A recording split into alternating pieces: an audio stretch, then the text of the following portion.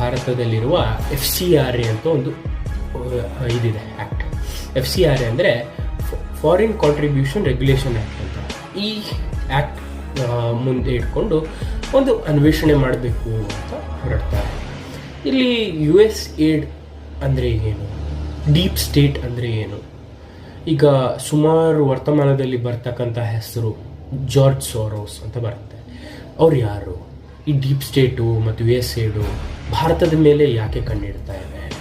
ಅವರಿಗೆ ಬೆಳೀತಾ ಇರುವಂತಹ ಅಥವಾ ಡೆವಲಪಿಂಗ್ ನೇಷನ್ಸಲ್ಲಿ ರಾಷ್ಟ್ರದ ಅಧಿಕಾರವನ್ನು ಚೇಂಜ್ ಮಾಡೋದ್ರಿಂದ ಸಿಗುವಂಥ ಲಾಭಗಳೇನು?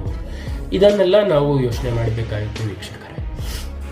USAID ಅಂತಕ್ಕಂಥದ್ದೊಂದನ್ನು ಇಟ್ಕೊಂಡು ನೀವು ಬಾಂಗ್ಲಾದೇಶದಲ್ಲಿ ನೋಡಿದ್ರೆ ಒಂದು ಸ್ಟೂಡೆಂಟ್ ಪ್ರೊಟೆಸ್ಟ್ ಆಗಿ ಸ್ಟಾರ್ಟ್ ಆದಂತಹ ಒಂದು ಪ್ರೊಟೆಸ್ಟ್ ಏನಿದೆ, ಅಲ್ಲಿನ ಪ್ರಧಾನಿ ಓಡಿ ಬಂದು ಭಾರತದಲ್ಲಿ ರೆಸ್ಕ್ಯೂ